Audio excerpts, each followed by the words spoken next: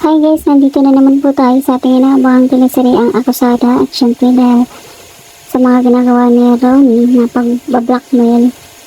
sa kay Lorena kung kaya natataranta ito at talagang kinusunod niya yung mga sinasabi ni Ronnie dahil takot siya malaman ni Wilfred ang natotohanan na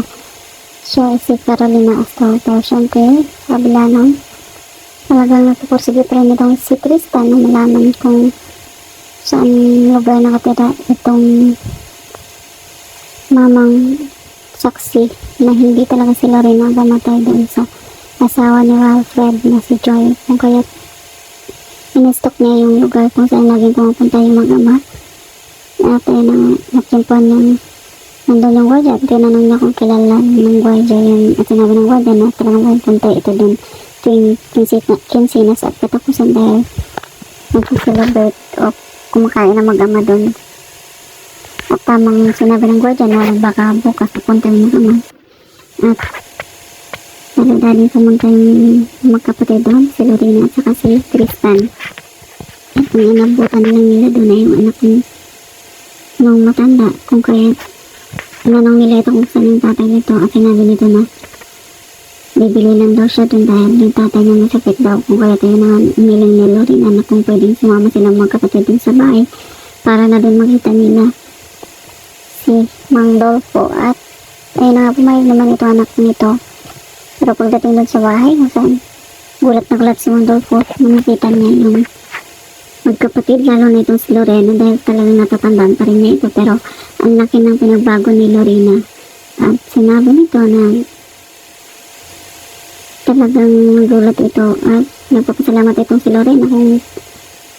kaya napaiyak ito sa sobrang tuwa na makita itong matanda dahil sinabi niya na siya lang makapagpatunay na walang sala itong si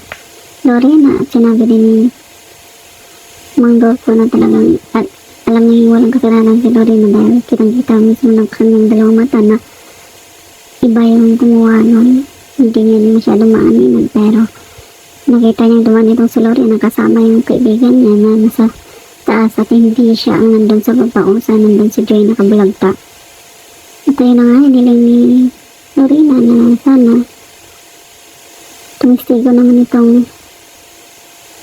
si Mang Dolfo para naman malinis ang kanyang pangalan dahil matagal ng panahon siyang nagtatago para pagprotektahan din yung sarili niya at ang kanyang pangalan. At sinabi ng anak ni Mang Dolfo na hindi pwede daw dahil ayaw nila madamay sa mga kung anong kaso na pinakaharap ni Lorena, pero nagpapaisip itong si Mang Dolfo at I'm sure tutulungan niya ito. Ito naman si Ronnie talagang aliyaga dahil parang naramdaman niya may ginagawa si Lorena at doon naman siya nagpapasikat sa kay Wilfred kung saan sinabi na kay Wilfred ko na yung mga plano niya nagagawin kung kahit galit ito si Wilfred dahil sinabi nito na dapat din siya kay Lorena magsabi kung ano yung mga gusto niyang gawin at hindi na siya parte ng company ni Wilfred kung kahit na-insulto itong si Ronnie. At ayun na guys, abangan niyo na lang mga susunod na kabanata kung ano ang kahinatnan ng mga pangyayari, lalo na yung pagiging bruhelda ni Ronnie at I'm sure siya talaga yung pumatay doon sa